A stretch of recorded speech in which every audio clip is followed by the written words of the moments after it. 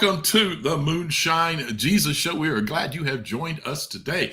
Quick reminder that we are sponsored by ProgressiveChristianity.org, a great place for all of your progressive Christianity needs, everything from liturgies to personal reading. You will find it there, and we hope that you'll go and investigate just a bit.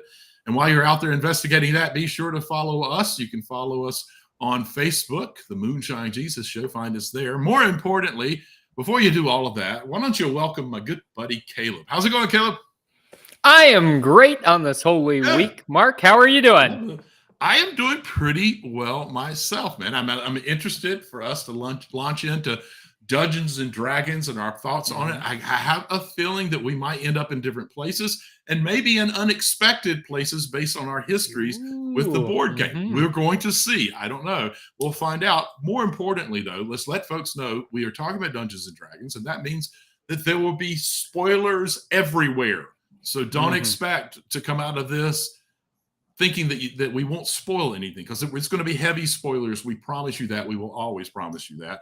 And as we get into it, though, we also get our minds in the right places to have a really lively conversation. I think we should have some drinks, man.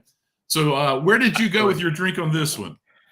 Okay, so I was inspired by the title Dungeons and Dragons, and by the fact that we got to see a couple of dragons throughout the show. And so I thought, I need something dragon related. And so I created my own. I created a Dragon's Breath cocktail. This actually is just a Oaxaca Old Fashioned, but it's although I see smoke coming, Mark. I feel like I've underdone this. I feel like I've underdone this. I'm very nervous. It looks like there's actual smoke. Okay. I'd like to know what you're doing. So so Oaxaca Old Fashioned. I actually made an actual Dragon's Breath. And I see the smoke. It's made with white rum, absinthe, orange juice, and grenadine, and then you use your smoker gun, and here's the magic. Ready for the magic? Yeah. Here's the magic. I'm ready. Look at the magic. Ooh. All the smoke rolling off of the drink. Smoke, man. Yeah, it's pretty nice. That's just my smoker that I use for my bourbon every few nights. So that's all that really is. But it's a great way to start a fun show, I would say. So here's to you. Yeah.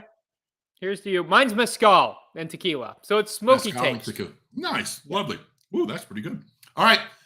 We're going to have a quick drop, and we'll catch you on the other side for a little bit of geeking out. Woo! Moonshine Jesus. Moonshine Jesus. Moonshine Jesus.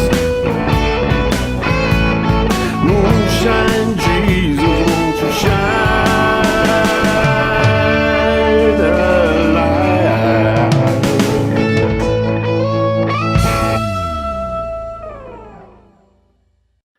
Hello, and welcome back to the Moonshine Jesus Show, where today we're talking about Dungeons and Dragons, Honor Among Thieves. And, Mark, before I dive into this, I'm going to say that I love that, other than the time that we purposely prepared the same drink, I don't think we've ever had the exact same drink. Even though we called our drinks the same thing today, they were radically different drinks. I agree.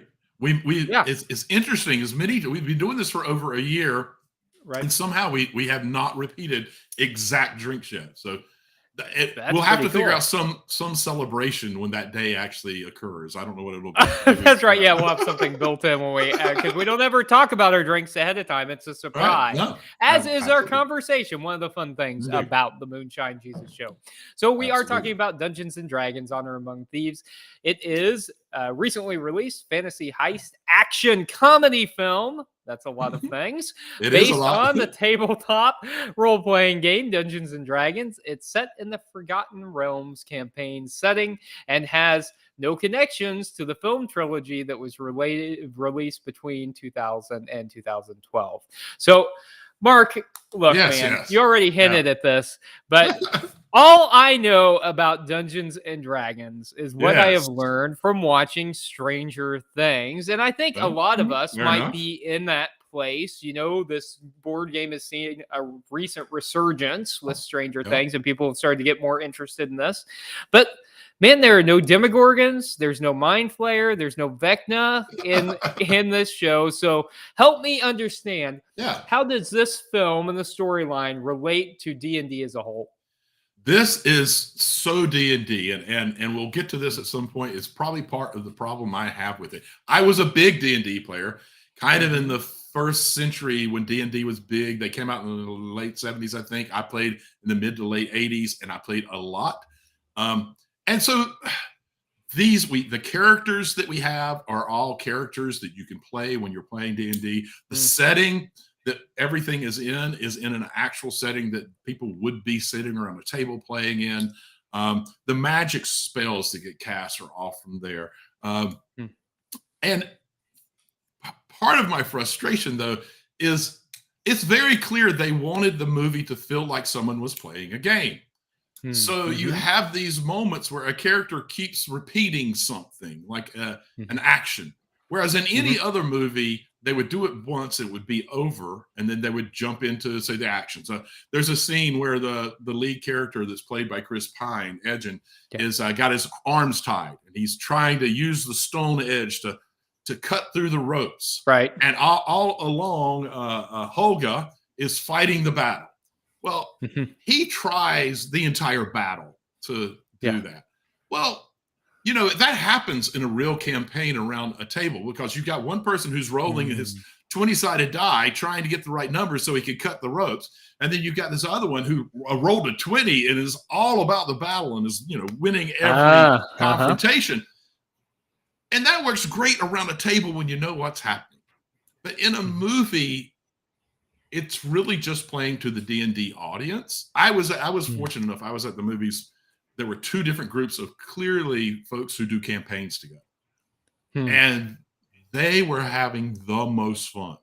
They were laughing at every little inside joke and pointing things out. That was fun to see them enjoying it. So I just think it's poor movie making, and it didn't need to be. There's different ways to approach it and make it still like be in the world of Dungeons and Dragons and have paladins and have bards and sorcerers, and you can still do that without having to tip so heavily to how it plays out during a game. There were moments, there was a lot of fun with that, the way that there would be around the table banter during a very important moment. We saw that on screen in the little group that we were following, so that was a lot of fun. Right. But I just felt like it didn't make good. I mean, it was okay-ish. My 14-year-old self would have loved it. You know, what did you think of it? And coming from a point of not really having a deep background on D&D, were there things that they were trying to do that threw you off, or did they cover it well enough that you were able to get right into it? Yeah, so I felt like I was able to enjoy the movie, knowing that there were some meta things going on that I wasn't getting. You know, so I knew coming into this conversation that one of the things I had to ask you is about some of the Easter eggs that I missed. And you already talked about some of those things that I wouldn't have known were happening in those moments. But I think they did a good enough job of telling the story and in a way that you might tell a typical fantasy story that you were able to be brought in, even if you didn't have a broader understanding of Dungeons and Dragons. And I think the comedy of it helped a lot. I was in a theater with just a few people, and obviously not a Dungeons and Dragons kind of crowd. I feel like there were a lot of people like me who were just there to see the movie, to experience it there without without that background. So you kind of already talked about some of the Easter eggs that I missed, Mark, but tell us more. Yeah, tell us more about some of the broader D&D where you missed the Demogorgons and all of that kind of thing. There were some wonderful things, like when they're in the maze and they open the chest and it comes after them. That's a mimic chest, and it's always a surprise when you're playing and you think you're about to get. So that was great. The gelatinous cubes is one of those kind of rare things that you didn't see a lot, but when you did, it was exciting and different and engaging. The intellect devours, the one that looked like brains walking around on legs. Right. That's another kind of fun one that's always been around since the very beginning, and any player would be like, "Oh my God, look at that!" But once again, the intellect devourer would be a great example where I had a problem with how they did this movie. Mm-hmm. So the Zinnik, the paladin, that is, I think, probably supposed to be a representative of the DM, the dungeon master, because he knows everything. He's emotionless, and he has this deep knowledge of everything. Well, like when they come up against the intellect devourers, he first gives this long explanation that would take an intelligent person to understand and to remember and to communicate. And then he says, they'll only come after us if they see us as being intelligent. And they just walk by everybody, which is funny that they walk by them, but they do it just after he just had this really intelligent understanding of what these creatures are and how they operate and all of that.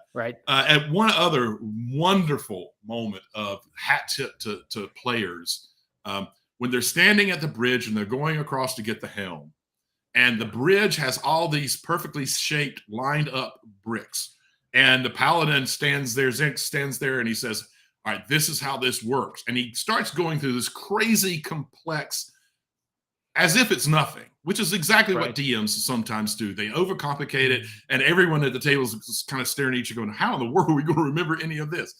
And then all of a sudden on the show, one of the characters steps accidentally on the beginning of the bridge, not realizing it's the beginning of the bridge, after this massive explanation. And that's exactly like if he was the first player at the table, and this massive explanation, he said, all right, I'm going to, let's say the first step was you take 2 steps forward and 1 to the left. He'd say, I'm going to take 2 steps forward and 1 to the left. He'd roll his 20-sided die, and a 1 would have dropped. And that's when the DM would have been, no, you stepped on the bridge already. The whole thing's falling in. You got to find a new way over. So there were these little moments that were really sort of fun for the DM, for players of D&D. I just felt like those moments were such inside jokes and frequently didn't match up to what good movie making looks like. I didn't enjoy it as a movie.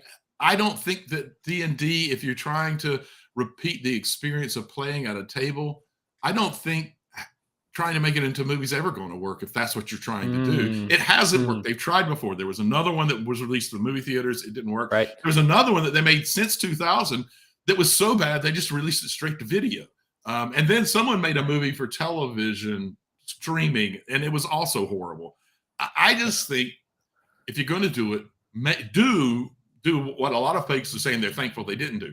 Try to make it into a Lord of the Rings, that kind of movie, and use the characters and the locations that we all who play know about, and it'll be a giant world-building, world-making, and engaging movie if you do it that way.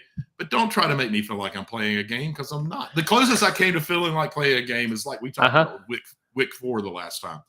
It felt like we were playing a video game where about every 20 minutes we finished that stage. Like, hey, you have achieved the goal of finding your daughter. Woohoo! All right, your next goal is to go and find the helm. Hey, you've achieved the goal of finding the helm. Your next goal is, it just felt like it was that over and over again. And that's great for a campaign that you're playing around a table. For me, it makes for kind of non-inventive movie making. That's interesting because I didn't have any of that, obviously, and I just approached it as a movie, and I didn't know anything about D&D, nor did I try to find out any more about D&D than I already knew. And I said, I'm going to just experience this as a movie, and I kind of enjoyed it for that reason because I was anticipating this. You were anticipating. You were anticipating. I was anticipating that you were going to really like it, and that I'm just going to. That's what I meant at the beginning. I was like, I think this is going to be interesting. So I did. I liked it. A person who never played it really thought it was fun, and a person who did was kind of like, it was, I don't know. Maybe that's surprised. Maybe that's who they were playing to. I don't know. Is because I had no emotional attachment to it. I didn't care if it succeeded or failed. I think I'm just weird, man. I from everything I've seen. Based on the 2 campaign groups that were based on the 2 campaign groups that were in there watching with me, they clearly loved it. I've read a review or 2 from gamers just because I was really curious because of the way I felt. Yeah, they're all really big on it. They think it's fantastic, and so I think it even has a chance to be like a series. I think that we're going to see several of these movies because it seems like it's going to be successful, and maybe specifically successful with D&D players. Yeah, well, that's really interesting. So, one of the things that I did really like about it that has relatively little to do with D&D as a whole is just the immersive experience of it all. There was a lot of world building, I felt like, and they kind of brought us into this. And unlike some of the other movies that we've talked about recently, where and I'm thinking about Ant-Man Quantumanium in particular. I don't know why I keep going back to that, other than it felt like they tried to create a world and it didn't work. It's like trying to show us something else. But here I felt kind of immersed in this world that they were building, and I appreciate it. All felt real and grounded, while also a fantasy, and I liked that. How did you feel about that? Did you feel kind of immersed in that, or did your experience with Dungeons and Dragons kind of take you out of that? I did think the world building was relatively good. That I did feel like this was a real place, and that they journeyed great distances to different areas, and each area had its own feel. I thought that was handled very well, and there were other things like the costume was really, really quite good. I'm curious though, did you think that the character building, and not the world building, but the character building, did you get to the point where you felt like you knew these characters and cared about them in any deep way like you might in other movies? Well, I felt like if we're talking about Chris Pine's character and then Holga, then we got quite a bit of background on them and some buy-in. We found out more about them gradually over the course of the movie. There were emotional aspects of loss and chosen family that I felt invested in those characters. The side characters, I felt like we got a bit of development, but I feel like you didn't feel like that, Mark, but I really did. I was invested in these characters. I wanted them to find happiness, and I liked the narrative of like chosen family coming together, and I felt like I was invested in that. I think that's great. but you didn't, did you? You I kind of felt like they were thin characters, man. I think they used the charisma of Chris Pine to make you like that character without doing much about his particular history or anything. I got to tell you, I was somewhat indifferent about his relationship with his daughter because we didn't see anything go on that really made them connect in any real way until the very end. So the whole quest to find the daughter and then to win the daughter back, it was lacking a depth that I wanted from it. And I think they could have done something about that by doing a little more character work when the child was born, and either show his struggles with not being able to be there or show more of him interacting or whatever it was. I just felt like there was more that could have been done there. That's not to say that at the end, when they revive Holga, that I wasn't teary-eyed, because I was. I felt that was beautifully done and very emotional and sweet, and I loved it. But in some ways, I don't think they earned it. It was just that I'm an emotional person, and I was sweet. They didn't earn those tears. Go back and earn my tears. I saw one of the reviews that said, speaking of Chris Pine's charisma, that Chris Pine is at his most Chris Pine he's been in years, or something like that. That's really fair. That's really fair. He's just being Chris Pine. So maybe that's true. Maybe it's just his charisma that's carrying the movie. Hey, I would love to pick your brain more, because I'm fascinated to know more about D&D and things I missed in this movie. And I appreciate your benevolence in explaining that, Mark, to me and others like me who may not be hardcore Dungeons and Dragons folks. You mean hardcore nerds? That's okay. You can just say it. Well, I am a nerd. That's true. Fair. But hey, I'm also a theology nerd and a political nerd. And I am dying to dive into the theology and politics of this movie. So let's take a quick break, listen to some music, and get another drink, and come back and talk about theopolitico stuff in Dungeons and Dragons.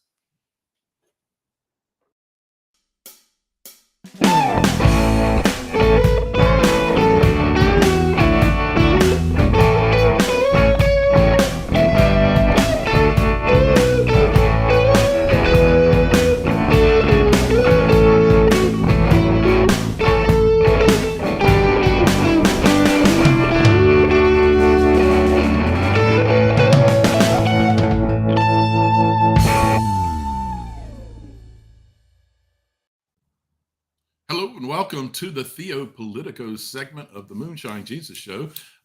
So Caleb, I'm going to dive right in here. I feel like there's several. I think one of the things that lacked in this film too was a focus.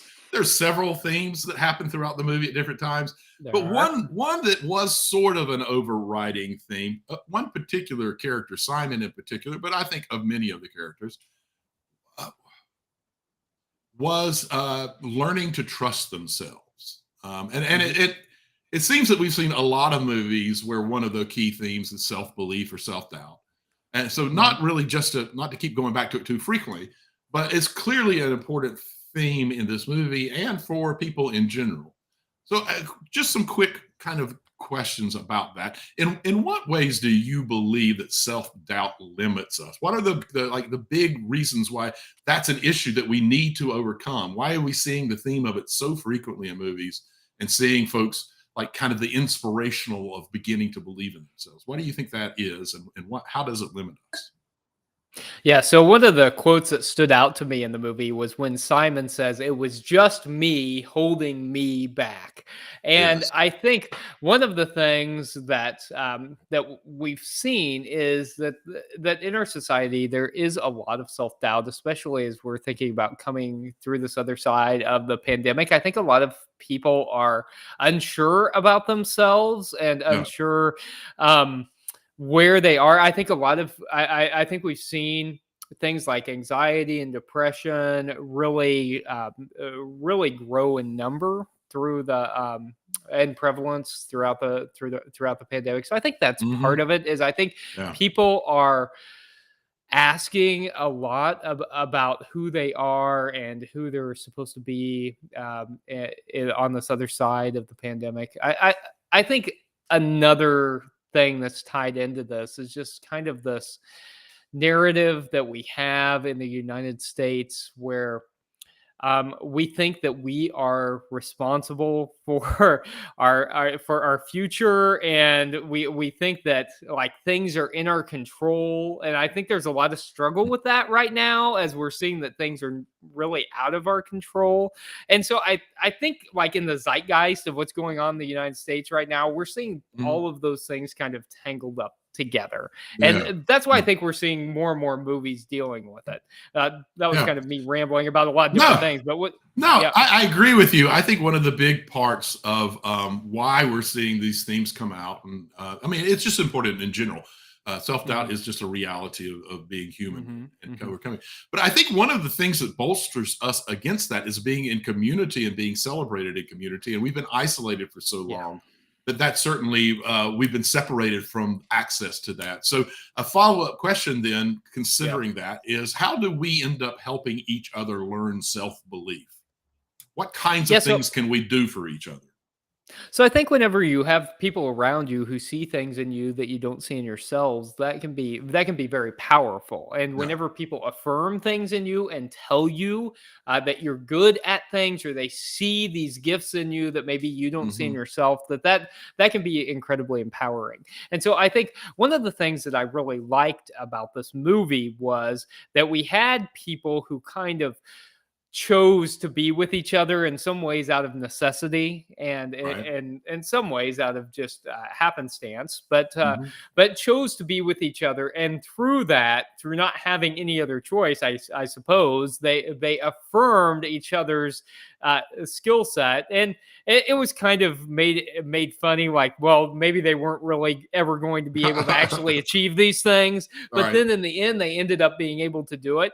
And I think actually there's something to that sometimes, even if you don't know if you can really do it, even if you don't know if other people can do it, if you affirm that it's possible, that there's some power in that. And I think church, when it's at its best, does that. That church tries to see the potential in people and to acknowledge the potential in people and to affirm that in people. And if a community of faith is doing that, then that can really help people with their own self-worth. And it can help people live into what they're capable of doing if they're given a little bit of help and support. And so I did appreciate that in the movie. What do you think about it, Mark? Yeah, I completely agree. one of the ways that you overcome self-doubt is by doing the thing that you doubted you could do. And Mm. and frequently doing it while you still doubt that you could do it. Doing Mm-hmm. it anyway. And having a community behind you that's telling you can do it. We believe in you. We see that Right. you have these gifts, which is what, like you said, what a healthy and good church is able to do, really is a key piece of helping a person do that. Because once we have defeated that dragon, once we have overcome that Mm. that thing we didn't think we could do, that we didn't believe about ourselves, we are empowered. We see that we can do it, and so we slay that dragon. And a lot of times, it is the support of a community that gives us the belief, not just the belief, but the energy and the willpower to just do it anyway. And so, yeah, I'm in complete agree with you about the important role the church plays in that. So let's shift a little bit from church stuff to a little bit more maybe political stuff. So this is also, and we've touched on this slightly, this is also a film about collaboration, even amongst like a variety of people. Right. Very different, have different needs and desires, and how they needed to collaborate to achieve their final goal. And clearly, we don't really have that in our representation in DC, right? So, first question is, do you think we've ever really had that as in the history of our nation, this clearer collaboration between folks who are so very different?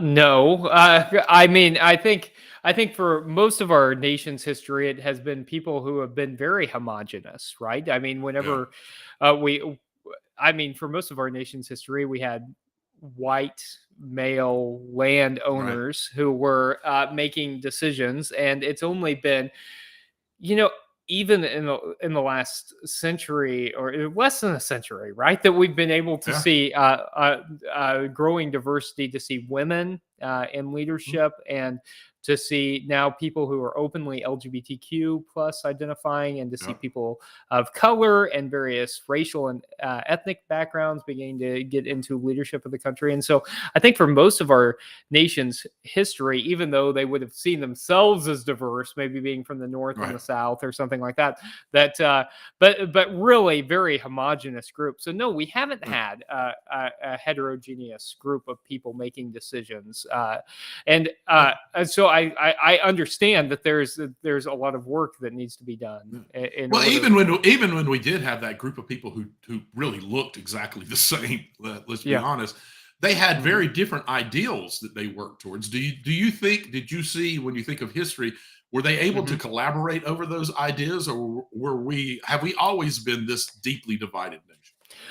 Yeah, so I mean, at different points in our nation's history, we've been able to do better at working together than others, and I think there have been times that we've been very deeply divided, and times when we've been able to work together. But at least in my lifetime, this is the most deeply divided we have ever been, and I think, it's one of those things where we're getting to the point where it's difficult to even speak the same language. And I'm thinking particularly about gun control, because this is something that I think is on all of our minds right now after the mass shooting at an elementary school last week, right?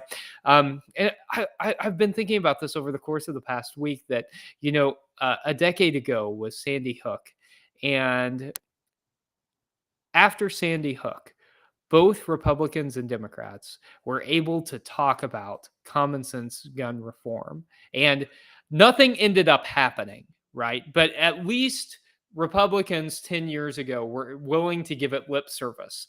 Now they're not even willing to give it any lip service. Now it's complete and utter deflection. And so that's just one issue among a whole plethora of issues. We could talk about right to choose. We could talk about LGBT issues.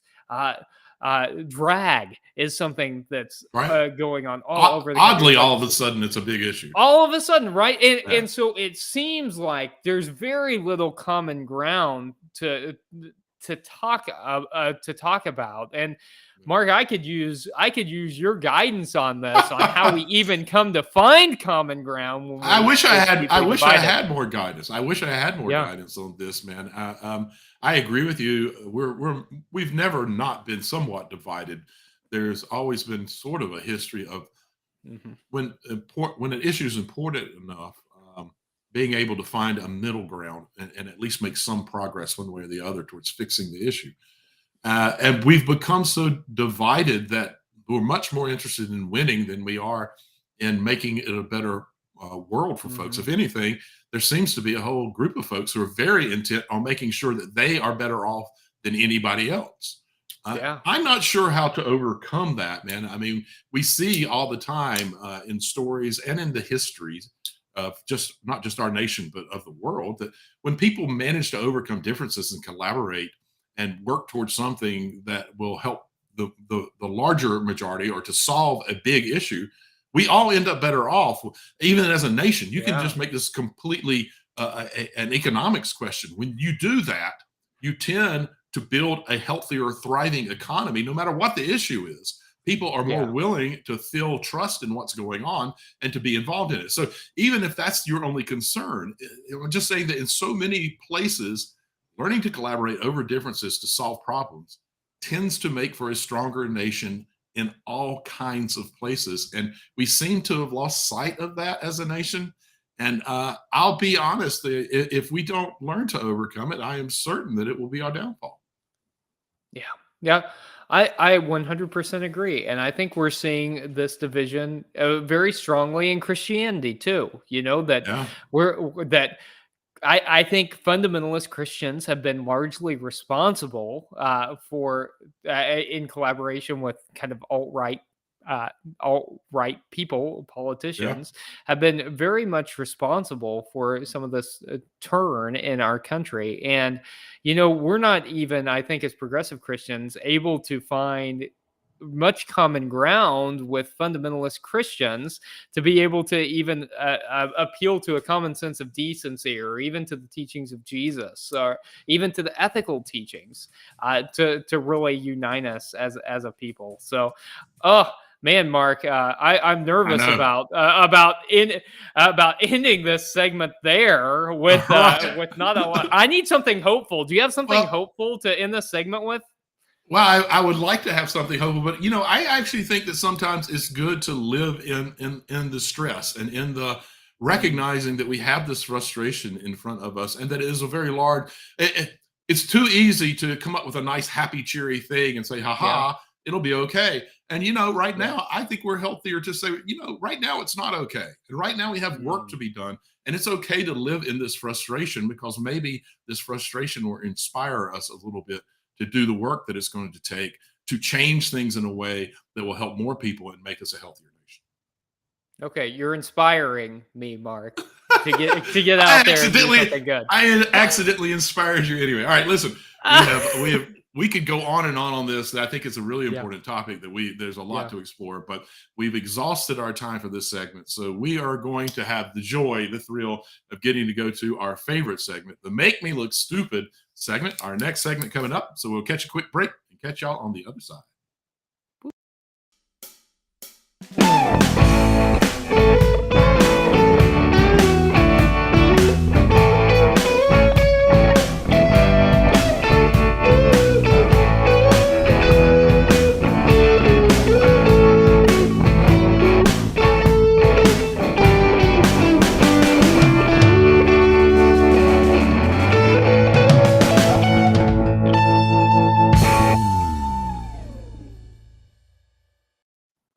Hey, welcome back to the Moonshine Jesus Show. We are entering our final segment, the Make Me Look Stupid segment. We appreciate all of you who have hung around with us throughout our show today. This is one of the fun segments where we get to kind of ask each other questions that might stump the co-host or might kind of allow us to ask some things that we didn't get to throughout the show. So I'm going to start with the latter, Mark. I think I had something that I wanted to get to, and I didn't quite get to it. Okay. And I want to take a quote from Chris Pine's character, Edgin. He says, We must never stop failing, because the moment we stop failing, we failed. And so so he's doing this in the moment where he's trying to encourage Simon to put on the helmet and bond with the helmet, right? Mm-hmm. And so I want to know, is that true? Yeah. And is that something that, like, a motto we should adopt in our lives, or is that utter crap? What is it, Mark? That is 100% true. It is Hmm. something that every gamer knows. You learn by failing. You never lose. You always learn. And so, yeah, I think we should always live by that. Never stop failing, because if we stop failing, we'll never learn. We won't advance. That's even how science gets advanced. You have a theory, you fail at that theory, you go back, you go, why did it fail? What might change that? And you keep trying. So yeah, I'm on board with him. The moment he said it, I was like, it's a funny way of saying it, but I like it. I like it a lot. Yeah. What did you think? I liked it too, because I think that one of the things that often holds us back in life is fear of failure, right? That's one of the reasons we don't take chances. That's one of the reasons we don't go for the things we want. We're afraid that we're going to fail. And I think that in this moment in time, if we're thinking about churches, I think that's one of the things that churches do most often, is that they hold themselves back for fear of failing. So, like, the current model that most churches use is not working. Right? Church is declining. Yeah. We continue to see this. And I think churches are afraid to try new things because they're afraid that they're going to fail. And I think that if we give ourselves permission to fail, then it's incredibly freeing. And a lot of times you find life and vibrancy through the failure, through saying, hey, you know what? This really sucked. We really didn't do what we thought we were going to do, but we had fun doing it, and we really threw ourselves into it, and we learned a lot. And so we're going to try again, and this time we're going to try something else. So I love the way that you say that that's kind of inherent in gaming, because I think it ought to be inherent in life too. That we fail, we try, we fail, we try again. So okay, good. I'm glad you like it. Kind of live into it and love it. I mean, failing isn't a bad thing. It's an opportunity to learn. I mean, what's wrong with that? Okay, so my turn, I think, is what you were just telling me. And mine's going to be pretty simple. Mine's a lot more simple. Mine's a lot more simple. It is about failing. It's about where this movie failed. And I want you to explain how in the world they thought that they could get away with these little things. I'm just going to pick one. I'm just going to pick one. Okay. And you explain to me how this happened. So they're in trying to retrieve the helm, and they're running away on this bridge. And the dragon gets on the bridge, and the bridge starts collapsing. And Doric, our tiefling druid, who can change into all these different animals, is hanging from the bridge. And someone has to come and grab her arm in a dramatic fashion and pull her up. She's a tiefling druid. Why didn't she just turn into a bird? I know. So that's exactly what I sat there wondering. This stuff happened all the time. Explain me. I'm like, why didn't she turn into a bird and fly away? We've already seen her do that a number of times, but then we got to have a hero, Mark. And if we hadn't had that dramatic moment, we wouldn't have seen that moment of heroism. And also like chauvinism and the man saving the woman, right? I think it's worse than that, man. I really think it goes back to something I complained about earlier in our show. I think that the makers of the movie had her character roll a 1 to turn into a dove and went, in all of the commotion and all of your anxiety and fear, you're not able to turn into a bird. But as a viewer, I was like, why are we not like fly away? It was so you're saying that's one of the meta things that I would miss by not being a D&D player. I'm afraid that it is. And I'm just glad that it didn't get too much in the way for you. For me, it got in the way twice. My first thought was, why didn't she fly away? And then my next thought was, they're trying to be clever. She rolled a die and probably came up a 1 or a 2 and couldn't, whatever. And it just was, it's a fun-ish movie. It's an okay-ish movie. I was entertained the whole time. Yeah. I won't need to watch it again. And it would take some real encouragement, maybe from my community, to get me to overcome my fear of watching the part 2. I think that's where I would have to leave it. I love where we've landed on this. Mark, the D&D player, indifferent towards this movie. Me, zero experience with D&D, thinking, hey, I really like that. I might be excited for a sequel. Okay. Hey, Mark, this has been a lot of fun. I've enjoyed talking about this movie and enjoyed getting your insight, your D&D perspective on it. But we got to think about next week. And I'm not sure I know what to talk about next week. Well, I do have a suggestion. I mean, it's Easter week, so it's a busy week. Going to the movies isn't necessarily the easiest. So I was just thinking, like, what might be relatively new on TV where we could watch a few episodes and kind of get the feel for it. Talk about it. And there is one that I think you are going to like because, like me, you are also a DC fan. And this is sort 100%. Of a new piece of DC. The show is called Gotham Knights, and it's on the CW. And this is the story after Bruce Wayne gets killed. And his adopted son, who in this storyline is not Robin, gets sort of framed for it, as do a few of the children of some of Batman's enemy. And they end up having to team up together to try to clear their names. And I believe in the long run are going to become the new heroes, the Gotham Knights of Gotham. So I think this will be really interesting. Robin does end up playing into the storyline eventually as well. So I think this will be a great one. There's only 4 episodes, easy for us to get caught up on and have a discussion about it. What do you think? I'm excited about that. That sounds great, Mark. I've been really into the CW shows. I enjoyed watching all the Arrowverse shows, and so I haven't watched Gotham Knights yet, but I can catch up on 4 episodes, and you know that'll be nice Easter decompression. So I'm in next week. Gotham Knights. Hope you all will watch it too. We hope to see you next week on the Moonshine Jesus Show. Moonshine Jesus.